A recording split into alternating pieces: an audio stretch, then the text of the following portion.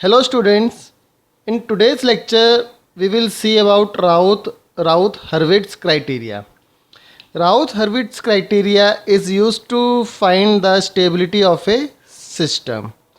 और control system के topic में ये बहुत ही इम्पॉर्टेंट है. जैसे मैं कंट्रोल सिस्टम में आपको बता रहा हूँ कि कंट्रोल सिस्टम की जो वीडियो सीरीज़ है, लेक्चर सीरीज़ है, इसमें मैं बेसिकली जितना भी न्यूमेरिकल पार्ट है कंट्रोल सिस्टम्स का उसको एक इजी वे में कवर करने वाला हूँ. आज के लेक्चर में हम देखेंगे राउथ-हर्विट्ज़ क्राइटेरिया और इसी में आगे की वीडियोस में हम इसके कुछ न्यूमेरिकल्स देखेंगे, स्पेशल केसेस देखेंगे. तो आइए देखते हैं राउथ-हर्विट्ज़ क्राइटेरिया की जो कंडीशन है वो क्या है. सबसे पहले देखते हैं कि एक स्टेबल सिस्टम की कंडीशन क्या है. The necessary conditions for a system to be stable are none of the coefficient of the characteristic equation should be missing और zero.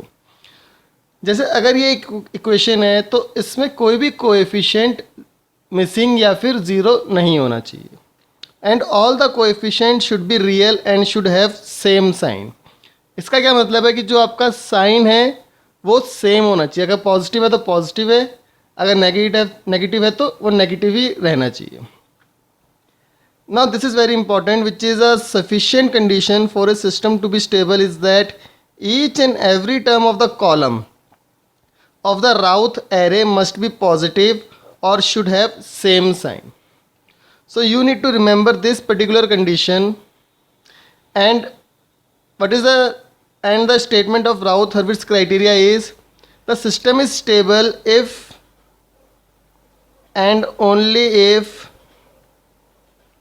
all the elements in the first column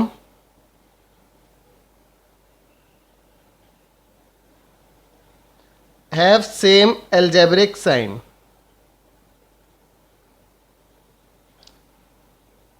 जो हम राउथ array create करेंगे उसका जो पहला column होगा उसमें अगर सारे एलिमेंट्स का साइन सेम है then the system is stable.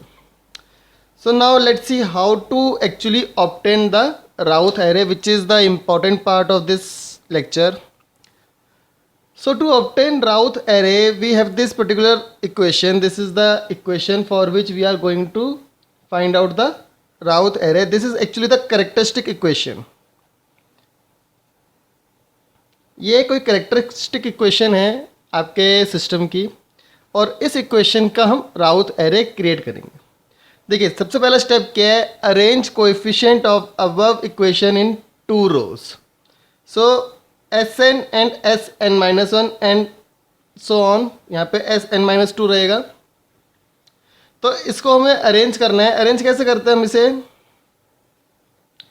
A0 A1 सबसे पहले आप दो का लिखेंगे Sn और Sn-1 यहाँ पे लिख के A0 A1 A2 A3 A4 A5 and A6 A7. Suppose मैंने एक इक्वेशन ली जिसमें A7 तक मेरे पास कोएफिशिएंट्स हैं. Then create third row using following formula. The formula says B1 is equals to A1 A2. अगर मैं इसको यहाँ पे ड्रॉ करता हूँ तो कैसे बनेगा देखिए, A0 A1 ऐसे रहेगा, ये सारे ऐसे रहेंगे पहले के जो थे.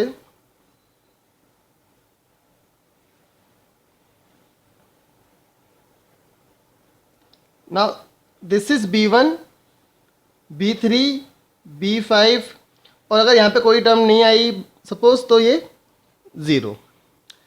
तो देखिए B1 का जो फॉर्मूला है वो है A1 A2 minus A0 A3 divided by A1. So you have to actually remember this. and B3 का है A1 A4 minus A0 A5 divided by A1. And the formula for B5 is A1 A6 minus A0 A7 divided by A1.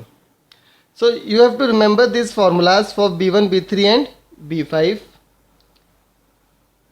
Similarly you have to create for second and third row, or from second and third row create fourth row, which is C1 is B1 A3 minus A1 B3 and upon B1 and so on C3 and C5।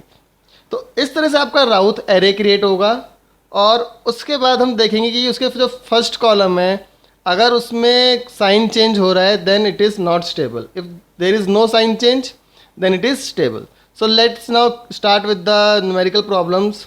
This is the first question that we are going to solve. The question has this characteristic equation s4 plus 2s cube plus 6x square plus 4s plus 1 is equals to 0 and I have to find the stability of this system. तो सबसे पहले आपको क्या करना है, you have to obtain the array of coefficients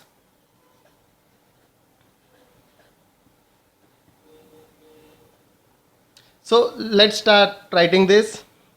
So Sn is S4 and Sn minus 1 is S3 और यहाँ पे आपको लिखना है इसमें 1 2 then 6 4 1 and this is not, तो यहाँ पे आपको ब्लैंक छोड़ देंगे सिम। अब देखिए यहाँ पे S2 S1 और S0 तक रहेगा। This is B1, this is B3, C1, C3, D1 and D3. So now this is the Routh array and in this Routh array I have to find the values of these variables B1, B3, C1, C3 and D1, D3.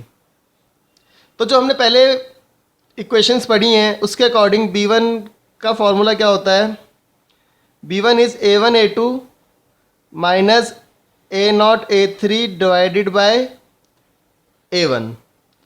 सो यहाँ पे देखेंगे आप A1 is 2, A2 is 6, so 2 into 6 minus A0 is 1 and A3 is 4 and divided by A1 which is 2. So B1 will come out to be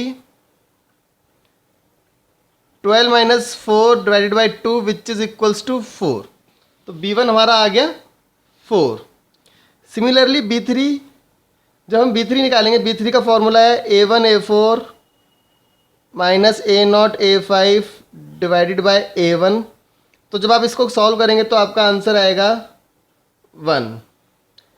similarly C1 is equals to B1 A3 minus A1 B3 divided by B1. So C1 will come out to be B1 is 4, A3 is 4 minus A1 is 2 and B3 is 1 divided by B1 which is 4. So C1 will come out to be 3.5.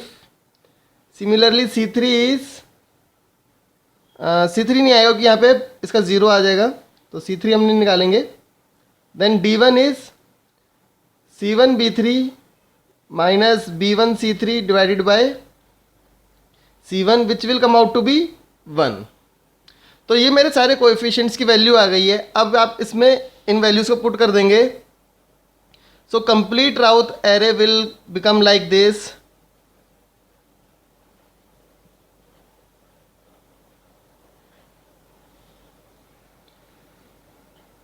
S4 S3 S2 S1 S0 then 1 6 1 2 4 4 1 3.5 and 1। तो ये मेरा complete राउथ array create हो गया। अब इस राउथ array में से मुझे देखना है कि मेरा जो सिस्टम है वो स्टेबल है या नहीं। So we have to look for the coefficients of the first column. This is the first column. So look for the coefficients of this first column and see if there is any sign change. Since there is no sign change, or we can say that all the coefficients in first column are of same sign,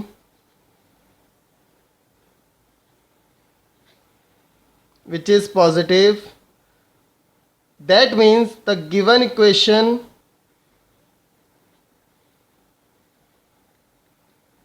has no roots in RHS of S plane, or we can say that the system is stable system.